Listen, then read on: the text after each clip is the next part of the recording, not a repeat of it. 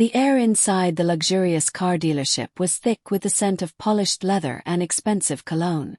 Bright showroom lights reflected off the gleaming surfaces of high-end cars, each one a statement of wealth and status. It was a place where money spoke louder than words, where customers were judged not by their character but by the thickness of their wallets. Sanaa stepped inside hesitantly, her simple floral dress and worn-out sandals making her look out of place among the sharply dressed salespeople and wealthy customers. She wasn't here to buy a car, at least not today. She just wanted to take a look, to dream for a moment, to imagine what it would be like to sit behind the wheel of a luxury car. After all, what was the harm in that? As she wandered through the showroom, her fingers lightly grazing the cool metal of a sleek black sports car, she could feel eyes on her. Whispers followed her every step. A salesman in a crisp navy suit, his name tag reading Asif, approached her with a tight-lipped smile that didn't quite reach his eyes. "Madam, may I help you?" His tone was polite, but there was a hint of skepticism in his voice. Sanaa turned to him with an eager smile. "Yes, I just wanted to look around. These cars are so beautiful." Asif's expression stiffened. He had seen people like her before. Window shoppers, time-wasters, people who had no business stepping into a place like this. He glanced at her modest attire, then at the high-end vehicles around them and sighed. "Madam, this dealership is for serious buyers," he said, his patience thinning. "Perhaps you would be more comfortable at a different showroom." Sanaa blinked, taken aback. "I just wanted to." "Look, I don't mean to be rude," Asif interrupted, lowering his voice. "But these cars are worth millions. We don't entertain visitors." Sanaa felt a lump form in her throat. She wasn't expecting red carpet treatment, but she hadn't thought she would be treated like this either. "I understand," she said quietly, turning to leave. But Asif wasn't done. He gestured to a security guard standing near the entrance. "Please escort this woman out," he instructed in a tone that sent a wave of humiliation through Sanaa. The security guard hesitated for a moment, sensing the unease in the room, but he had a job to do. "Madam, this way please," he said. His voice softer than Asif's but still firm. Sanaa's cheeks burned as she walked towards the exit. Her head held high even as shame and anger twisted inside her. Customers and salespeople watched with amused smirks and whispered comments, as if she were nothing more than an inconvenience. She stepped out into the bright afternoon sun, her heart pounding.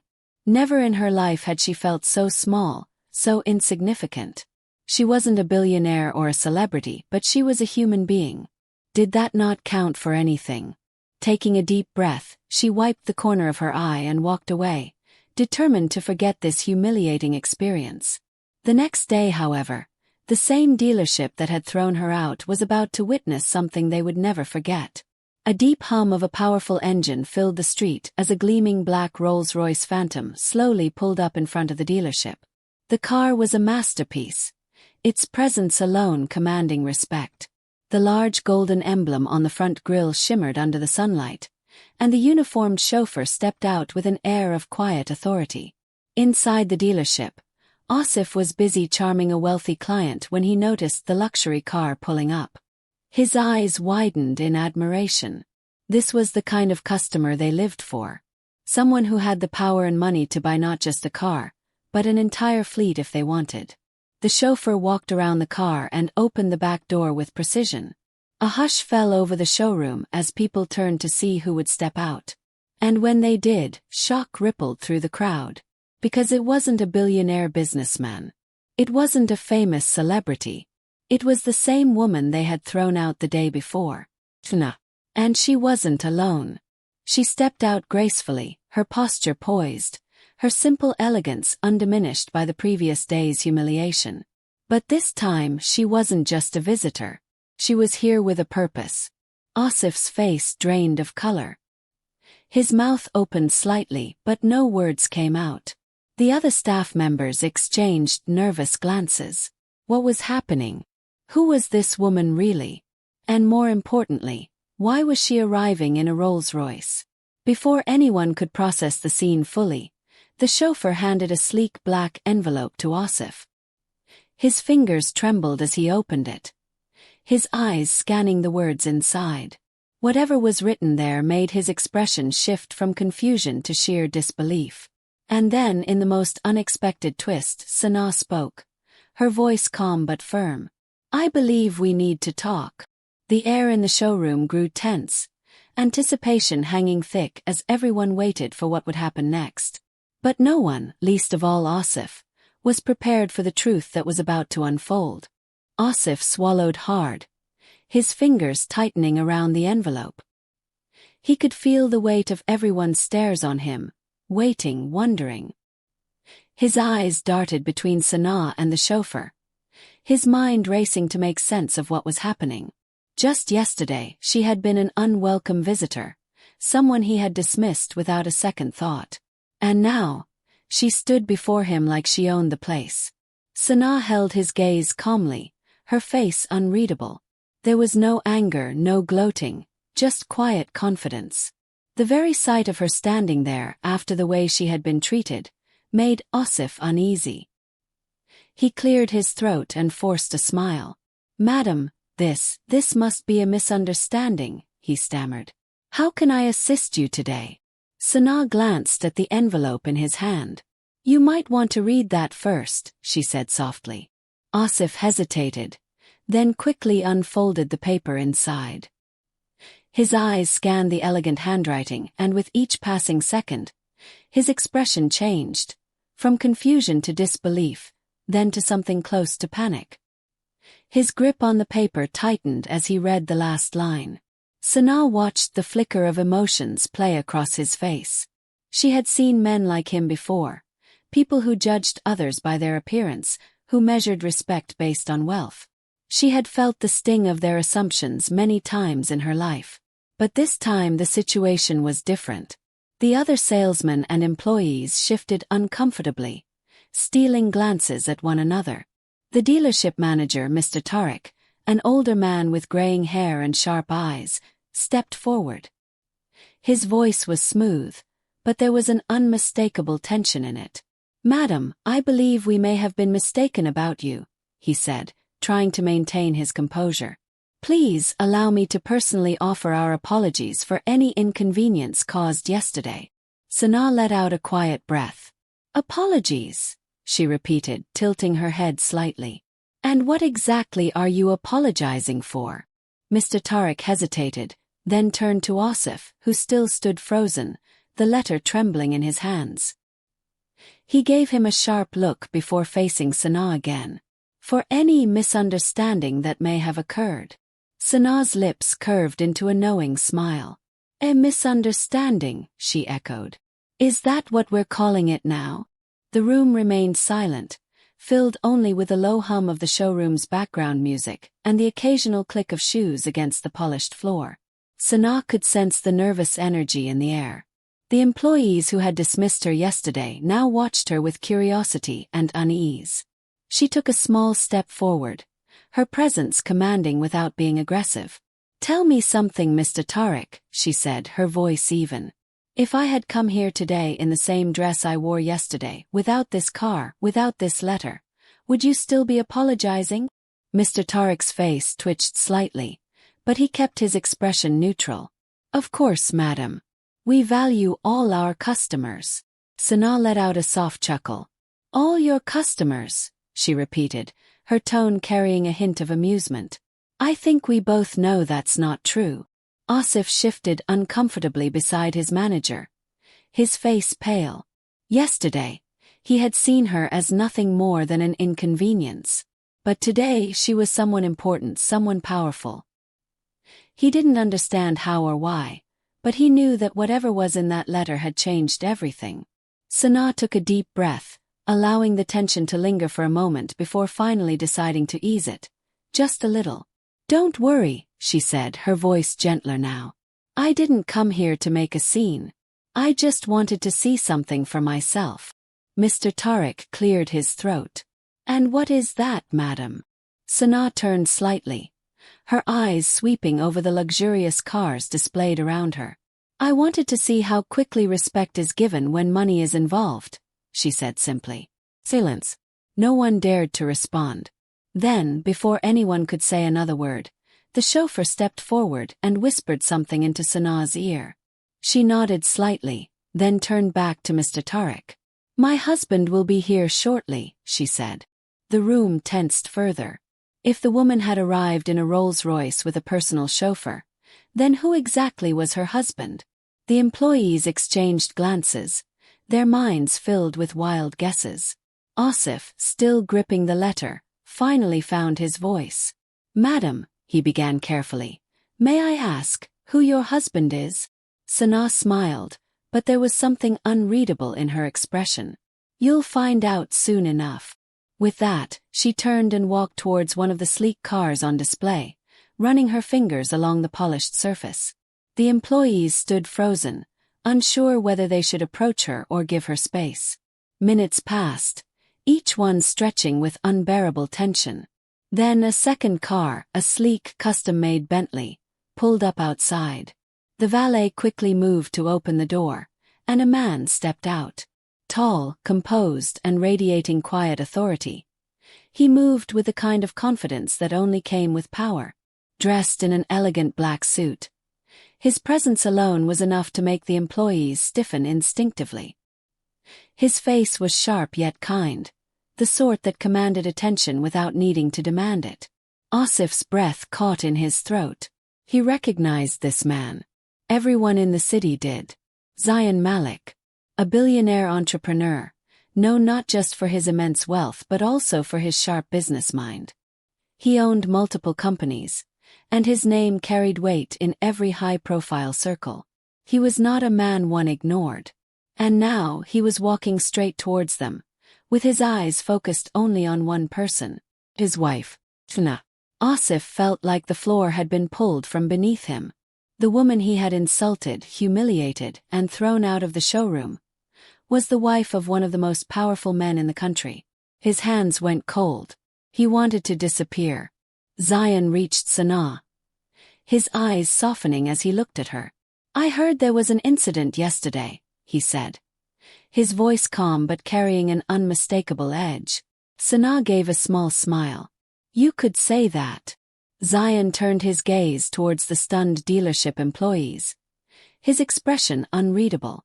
"Interesting," he murmured, scanning their faces one by one. His voice was quiet, yet it held more power than any raised tone ever could.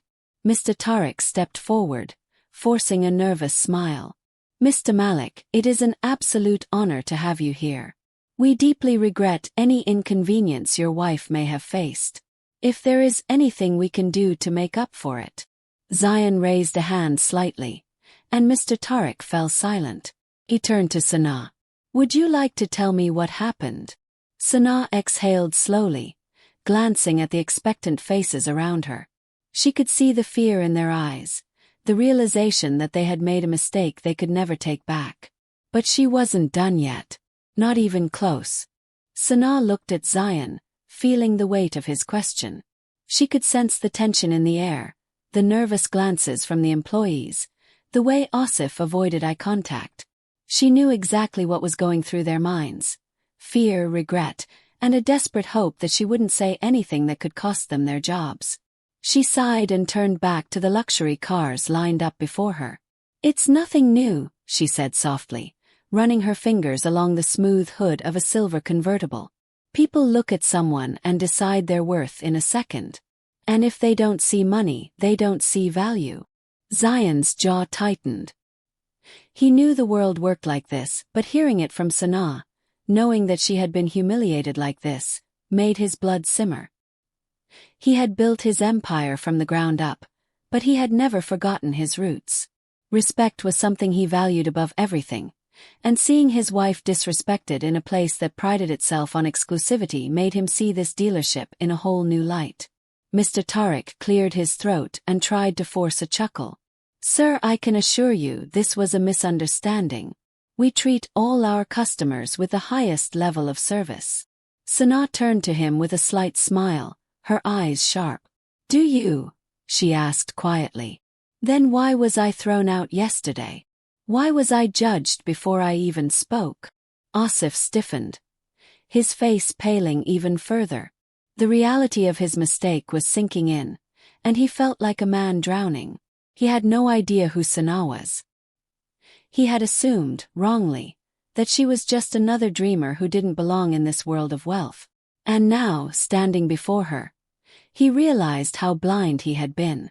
Zion finally turned to Asif, his gaze unreadable. "Tell me," he said, his voice quiet but firm, "do you decide who is worthy of being here?" Asif swallowed hard, his tongue suddenly dry. "Sir, I didn't know who she was. If I had known." "That's the problem, isn't it?" Zion interrupted, his eyes narrowing slightly. "You only show respect when you think someone deserves it. But respect isn't about wealth. It's about decency." A long silence stretched between them. The other employees stood frozen, watching everything unfold, afraid to breathe too loudly. Sana turned back to the cars, her fingers lightly tracing over the emblem of a luxury sedan. She could feel the weight of Zion's presence beside her, the quiet storm that was brewing within him. He had always been the type to stay calm in difficult situations, but she knew him well enough to see that this wasn't over. Not yet. Mr. Tariq, sensing the danger of the moment, forced another nervous smile. "Sir, madam, please let us make it up to you. We can offer a special discount on any car of your choice. In fact, we would be honored if you allowed us to arrange a private selection for you." Sana let out a small laugh, shaking her head. "A discount," she repeated, glancing at Zion. "Do you think that's what this is about?" Zion folded his arms, his gaze still fixed on Asif. "Let me ask you something," he said slowly. "If she had come in here yesterday, dressed the same way, without the Rolls Royce, without my name attached to her, would you have treated her differently?" Asif felt his throat close up. There was no good way to answer that question. The truth was written all over his face. Zion didn't wait for a response. He turned to Sana, his voice softer now. "What do you want to do?" Sana glanced around the showroom. A part of her wanted to walk away, to forget this ever happened. But another part of her knew that this moment was bigger than just her. She looked at Mr. Tariq, then at Asif. "Tell me something," she said. "How many other people have walked through those doors and been treated the way I was? How many people have left feeling small because they didn't look like they belonged?" Mr. Tariq opened his mouth, but no words came out. Zion turned to the dealership manager. "We don't need a discount," he said coolly.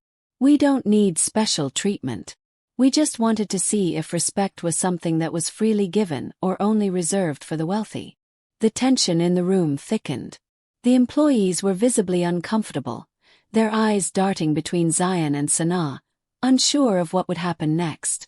Then, just as it seemed like the silence would stretch on forever, the glass doors of the dealership swung open. A young woman stepped inside hesitantly, her eyes wide with curiosity. She looked to be in her early 20s, dressed in simple clothes, her expression filled with wonder as she admired the cars. Sana turned her head slightly, watching as one of the salesmen took a step forward. She saw it immediately, the shift in his expression, the way his polite smile faded into something dismissive. He was about to turn the girl away. Without a second thought, Sana stepped forward. "Excuse me," she called out, making both the girl and the salesman stop in their tracks. The salesman straightened, looking flustered. "Madam, I was just..." Sana walked past him and approached the girl directly. "What's your name?" she asked gently. The young woman hesitated before answering. "Aisha," she said softly. Sana smiled. "Do you like cars, Aisha?" Aisha nodded quickly, her eyes lighting up. "I do. I've never been in a place like this before, but I've always loved cars. I just wanted to see them up close." Sana glanced at Zion, who watched the interaction with quiet amusement. Then she turned back to Aisha. "Come with me," she said, leading her toward one of the luxury cars. "Let's take a look together." Aisha's face lit up with excitement as she followed Sana. The employees stood frozen, unsure of how to react. Asif, still gripping the letter, felt the weight of his mistake heavier than ever. Zion watched the scene unfold, his expression unreadable. Then he turned to Mr. Tarek and said, "I think you have a lot to think about." And with that, he walked over to join his wife. The employees remained still, watching as Sanaa and Aisha admired the cars together. For the first time, someone in this showroom was being treated like a person rather than a price tag. And as Asif looked down at the letter still clutched in his trembling hands, he couldn't help but wonder what it truly meant to be wealthy. Asif felt like the walls of the showroom were closing in on him. His mind raced, searching for a way to salvage the situation, but there was nothing he could do. No excuse would undo what had already been done. No apology would erase the humiliation Sanaa had faced. The reality of his mistake settled deep in his chest like a weight he couldn't lift. Sanaa, meanwhile, continued talking to Aisha, her voice warm and inviting. She wasn't just making conversation, she was making a statement. Aisha was no different from her yesterday. Someone who had walked in with nothing but curiosity, only to be met with judgment. And now, with every word, Sanaa was showing exactly how a person deserved to be treated. Zion stood nearby, his arms crossed as he silently observed. His presence alone was enough to keep the employees on edge. They knew who he was, and they knew that with a single word, he could ruin the reputation of this dealership. But the fact that he hadn't spoken yet, that he was just waiting, was even more unnerving. Mr. Tarek shifted uncomfortably, stealing glances at Asif as if trying to signal him to say something, to fix this somehow. But Asif had nothing left to say. He had already made the biggest mistake of his career, and everyone in the room knew it.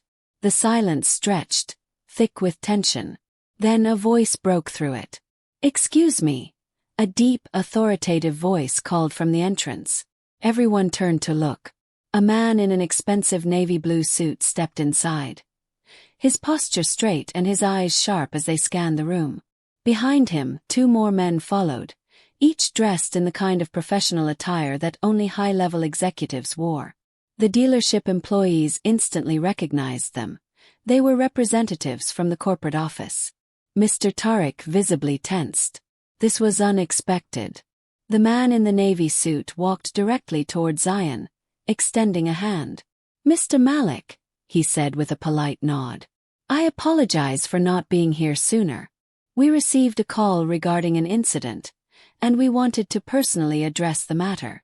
Zion shook his hand, his expression unreadable. "I see," he said simply. The man turned his gaze toward Mr. Tarek and Asif.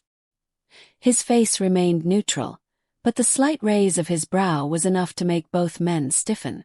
"I assume you know why we're here?" he asked. Mr. Tarek cleared his throat and forced a smile. "There's been a misunderstanding," he said quickly. "A regrettable one, of course. But we assure you, this dealership values all its customers equally." "That's not what we've heard," the man interrupted, his tone polite but firm. "In fact, we've received quite a different account of what happened yesterday." Asif's stomach dropped. The executives had been informed. This wasn't just a simple mistake anymore. It had escalated into something far bigger. Sanaa turned to Zion, her expression calm despite the rising tension in the room. She had expected some kind of reaction from the dealership, but she hadn't expected corporate officials to get involved so quickly. It was clear now that this wasn't just about her. It was about the way people like Asif and Mr. Tarek handled their business, the way they treated people based on appearance alone. And now they were facing the consequences. Mr. Tarek tried again, his voice a little less steady this time. "Sir, we were just about to resolve this matter," he said, gesturing toward Sanaa. "In fact, we were offering our sincerest apologies and—" The executive held up a hand, stopping him mid-sentence. "I'd like to hear from Mrs. Malik," he said, turning to Sanaa. "Would you be willing to share your experience with us?" Sanaa glanced at Zion, who gave her a small nod. Then she turned back to the executive and took a deep breath. "Of course," she said. The entire showroom fell silent as she began to speak. She recounted everything. The moment she had stepped into the dealership, the dismissive looks, the condescending remarks, the outright refusal to even entertain the possibility that she could afford to be there. She spoke of the humiliation, of the way she had been treated as if she didn't belong. She didn't raise her voice. She didn't exaggerate. She simply told the truth. And as she did, Asif felt himself shrinking with every word. When she finally finished, the executive let out a slow breath. His expression remained composed, but there was no mistaking the disappointment in his eyes. He turned to Mr. Tariq and Asif. "Is this true?" he asked. Mr. Tariq opened his mouth, but no words came out. Asif, unable to hold back any longer, finally spoke. "I made a mistake," he admitted, his voice barely above a whisper. I judged her before I even gave her a chance." It was the truth, and saying it out loud felt both like a relief and a punishment. The executive nodded slowly. "That's an honest answer," he said. "But unfortunately, honesty doesn't undo the damage." Another silence followed. The weight of the moment pressed down on everyone in the room. The employees stood frozen, afraid to even breathe too loudly. They all knew that this wasn't just about a single mistake anymore. This was about the dealership's reputation. Then the executive spoke again. "This matter will be reviewed at the highest level," he said. "And there will be consequences." A cold chill ran down Asif's spine. The words were clear. Whatever happened next, whatever decision was made, it wouldn't be in his favor. Sana exchanged a glance with Zion, sensing that the situation had reached a boiling point. The climax was near. A decision would have to be made soon. But not yet. For now the tension remained. And everyone in that showroom knew, whatever happened next would change everything. The silence in the showroom felt heavier than before, thick with tension and unspoken consequences. Asif's face was pale, his hands shaking slightly at his sides. Mr. Tariq, usually so confident and composed, looked like a man who had just realized he was standing at the edge of a cliff with nowhere to go. The corporate executive's words still hung in the air. There will be consequences, and everyone knew there was no escaping them. But just when it seemed like the situation had reached its peak, another unexpected voice cut through the silence. "Wait a moment," a woman's voice called from near the entrance. All heads turned as a sharply dressed woman in her 40s stepped inside. She had an air of authority, her posture straight, her gaze unwavering. She wasn't just another customer. She was someone important. The executive immediately turned toward her, his expression shifting slightly. "Ms. Farah." He greeted her with a respectful nod. A murmur spread through the showroom. The employees instantly recognized her. She was a high-ranking official from the dealership's parent company, someone who rarely made appearances in individual branches unless something serious had happened. Farah's gaze swept over the scene, taking in the frozen employees, the discomfort on Asif's face, the way Sana and Zion stood calmly in the center of it all. She folded her arms and turned to the executive. "I was already on my way here for an evaluation," she said, her voice steady. "But after the call we received about this incident, I decided to come immediately." Mr. Tariq visibly swallowed. "Ms. Farah, I assure you, we are handling the situation." "Are you?" she asked, cutting him off. Her gaze then shifted to Asif. "And you," she said, her voice sharp but controlled. "I've read the report. It seems you judged Mrs. Malik without knowing anything about her. You saw someone who didn't fit your idea of a customer and dismissed her without a second thought." Asif lowered his head, his shame deepening. "I made a mistake," he admitted again, his voice weaker this time. Farah didn't let up. "How many others have faced the same treatment?" she asked, her voice laced with something colder now. "How many people have walked in here, been judged, and left feeling humiliated? And how many sales have been lost because of your arrogance?" Mr. Tariq took a step forward, desperate to regain some control. "Ms. Farah, please. This was an isolated incident. Asif understands his mistake. Surely we can resolve this without drastic measures." Farah turned her sharp gaze on him. Drastic measures, she echoed. Is it drastic to expect fairness? Is it drastic to want a dealership that treats every customer with respect, not just the wealthy ones? Mr. Tariq fell silent. Then, for the first time since her arrival, Farah turned to Sanaa. Her expression softened just slightly. Mrs. Malik, she said, I'd like to personally apologize for what happened to you. No customer should ever be treated that way. And certainly, no woman should be made to feel like she doesn't belong in a place of business. Sanaa gave her a polite nod. I appreciate that, she said, her voice calm. But this isn't just about me. It's about a culture, mindset. And if it doesn't change, this will keep happening. Farah nodded, clearly impressed. And you're absolutely right, she said. Then she turned back to Asif and Mr. Tariq, her face hardening once again. But before she could speak, another voice interrupted. Excuse me, Aisha said hesitantly. Everyone turned toward her. She had been standing quietly, watching everything unfold, but now she stepped forward, her hands nervously clutching the hem of her shirt. Sanaa gave her an encouraging nod. Go ahead, she said gently. Aisha swallowed, gathering her courage. I just wanted to say something, she said, her voice shaky but determined. She turned to Asif. Yesterday when I walked in, you were about to tell me to leave, weren't you? Asif's face went pale again. He opened his mouth, but no words came out. Aisha continued. I came here because I love cars. I knew I couldn't afford them, but I wanted to see them, to maybe dream about owning one someday. But when I saw the way you looked at me, the way you were about to dismiss me, it made me feel like I didn't even deserve to be here. A hush fell over the room. Farah's expression turned even grimmer. So it's not just one incident, she said quietly. It's a pattern.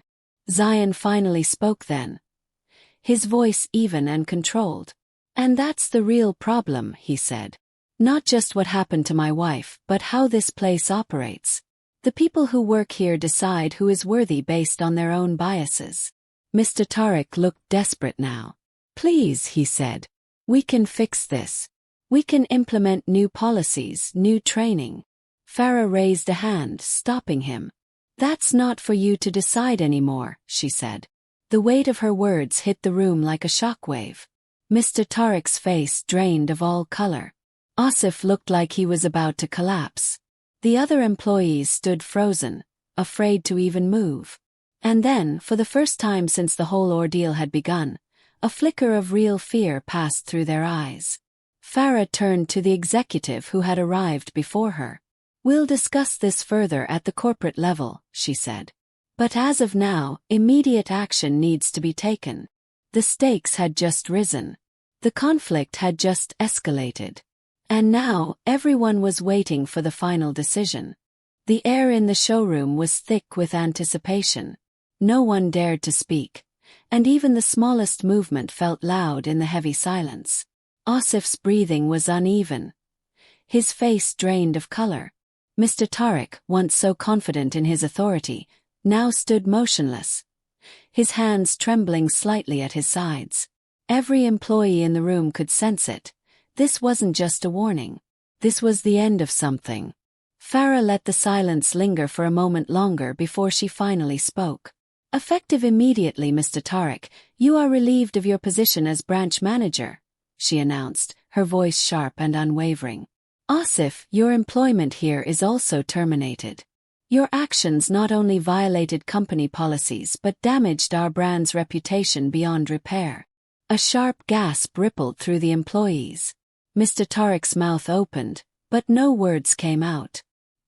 His lips quivered as if he wanted to protest, but he could already see in Farah's eyes that there was no room for negotiation. Asif, still in shock, took an unsteady step back. Please, Asif finally stammered. It was a mistake. I didn't mean. Farah held up a hand, cutting him off. A mistake is forgetting a customer's name, she said coldly. What you did was a choice. You made a judgment based on appearances, and you refused to correct it. That's not a mistake. That's who you are. Asif's shoulders slumped, the weight of reality crushing him. He looked around as if searching for an escape, but there was none. The showroom, once a place where he had held authority, now felt suffocating. Mr. Tariq, his face twisted in desperation, turned toward Zion. "Mr. Malik, please," he said quickly. "You're an influential businessman. You understand how things work. Give me another chance. I'll personally ensure this never happens again." Zion studied him for a moment, his expression unreadable. Then, after a long pause, he simply said, "You didn't give my wife a chance. Why should I give you one?" The finality in his voice was undeniable. Mr. Tariq's face fell. Farah turned to the other employees. "A new manager will be appointed," she announced. "One who understands that every customer matters, regardless of how they look or what they wear." She then looked at Aisha, who was still standing near Sanaa. "In fact, young lady," she said, her voice softer now, "I admire your courage for speaking up. If you're interested, I'd like to offer you a position here. Someone with your passion for cars belongs in a place like this." Aisha's eyes widened in shock. "Me?" she whispered, barely believing what she had just heard. "Yes," Farah confirmed with a nod. "We need employees who understand that respect should be given freely, not just to those who look wealthy." Aisha looked at Sanaa, who gave her an encouraging smile. After a moment, she took a deep breath and nodded. "I'd love that," she said, her voice filled with excitement and disbelief. Asif looked like he might collapse. The job that had been his for years was gone in an instant, and now the very people he had dismissed were taking his place. The realization was too much for him to bear. Without another word, he turned and walked out, his steps heavy with regret.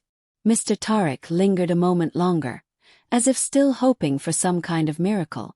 But when none came, he too turned and left, his once proud posture now slumped in defeat. Sanaa exhaled, feeling the tension finally ease from her shoulders.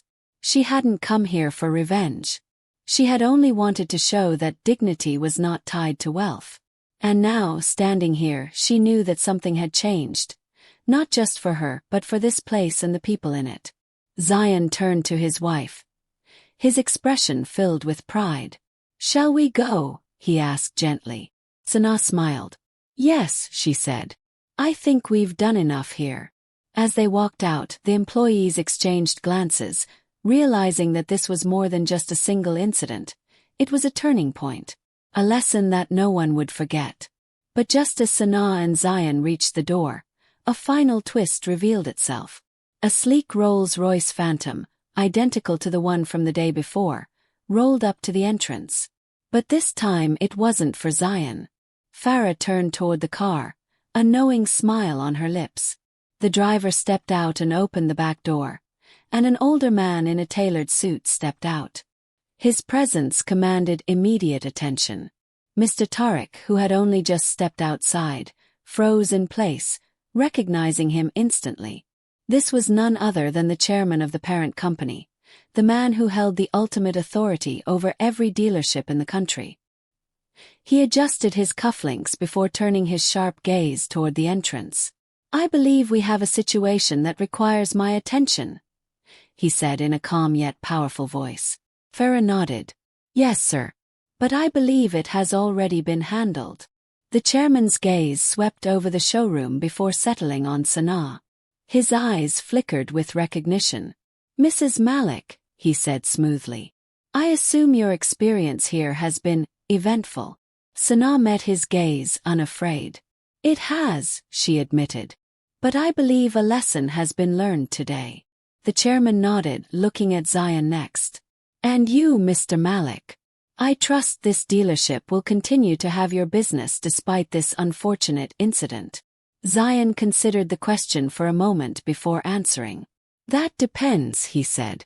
"Not on how much money I can spend here, but on whether real change happens." The chairman held his gaze before giving a small, approving nod. "Then let's make sure it does." Asif, standing in the shadows, watched in stunned silence. He had thought his worst moment was being fired. But now, he realized the true depth of his failure. He hadn't just lost his job. He had lost the respect of people who truly mattered. As Sanar and Zion stepped into their car, the sun shining through the glass showroom reflected off the sleek Rolls Royce waiting at the entrance. But this time, it wasn't just a symbol of wealth. It was a symbol of change. And as the doors closed, the final lesson remained. True worth is never measured by money, but by character.